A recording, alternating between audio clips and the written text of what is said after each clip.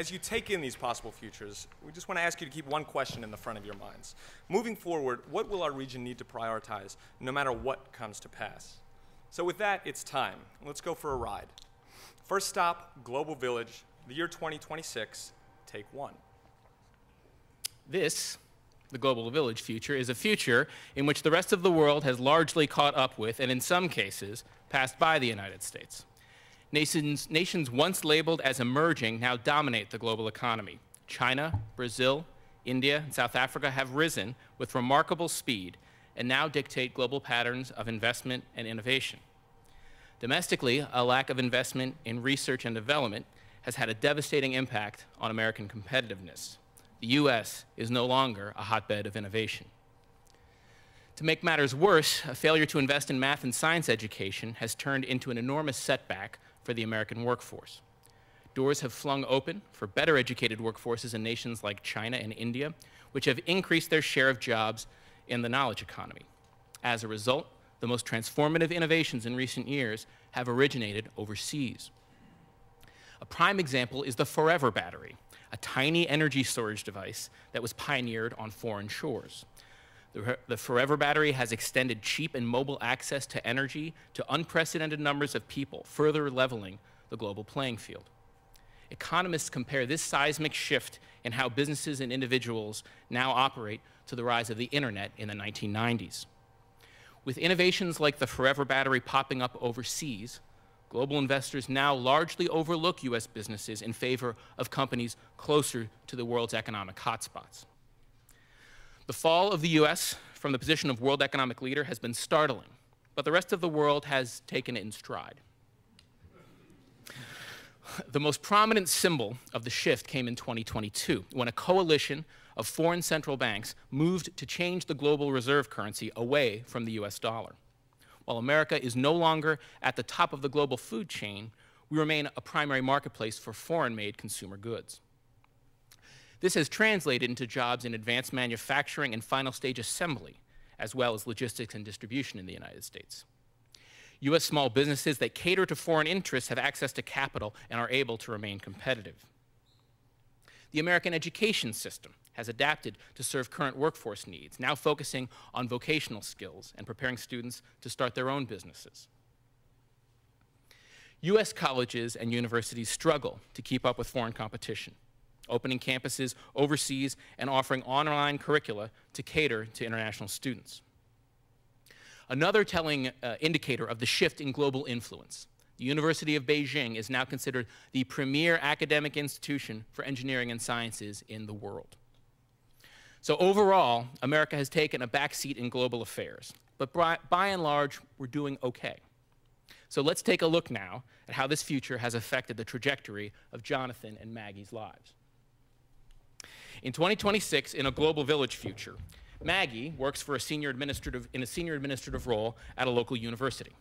She deals with an increasingly international student body, but maintains a home base in Greater Philadelphia. Jonathan owns and operates a lucrative small business, but he is forced to spend much of the year in China, where his investors and clients are headquartered. They make enough to get by, but this future has forced them to spend more and more time apart, which has become even more difficult with the birth of their daughter, Sarah. Maggie and Johnny connect regularly using Hello Honey holograms, a hologram-based evolution of Skype favored by the growing contingent of internationally mobile professionals. So let's take a look in as they speak with each other via hologram. Jonathan? Babe? Hello, Maggie? Maggie? Can you hear me? I can hear you, but I can't see you. I can't see you. What? I love you. I love you.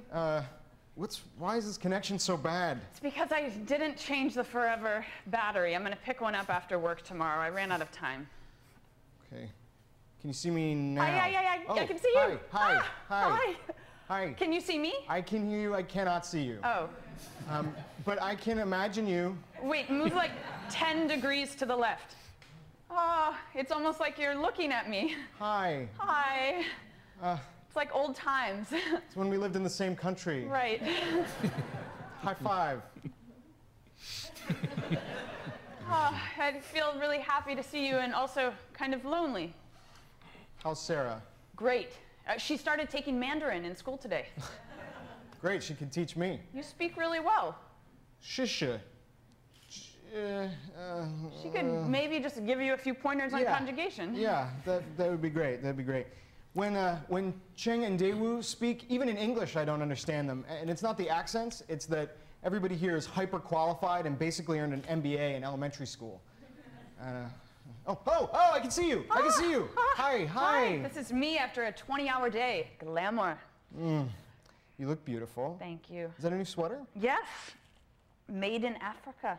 It's like everything else these days. Speaking of which, I'm going to Qatar to open the new campus in 3 weeks. And I thought maybe you could meet me there on a little long extended weekend. In Doha? Yes, 120-degree heat. Tempting. Yeah, I might be able to do a long weekend, maybe a whole week. It would be so good to see you. Yeah. Oh, and Sarah got another A on her science. Babe? What? I'm sorry, you're Sarah breaking got up. another A. Jonathan, What? can you? Sarah got. I can't. Sarah got a 98. Honey, I can't hear you. Great, yeah. I love you. I love and you. I have a meeting at 3, Yeah, so it's 3 a.m. I'm here, gonna... so I wish I could dig my way to China. See you in 3 weeks. So in their day-to-day lives, Maggie and Jonathan must deal with the realities of a world in which the U.S. has fallen in stature, and while economic opportunities are available, they originate overseas often. In a world like this, Greater Philadelphia will face many questions. For instance, are we the hub of global connections that we need to be? Do our global policies support, business policies support entrepreneurs and innovators? Can we collaborate regionally to solve the traffic and congestion problems that come with cheap energy? Can our higher education system serve an international mass market? These are just a few of the questions that arise to the fore in the global village future. But will they still be as important if things don't play out this way?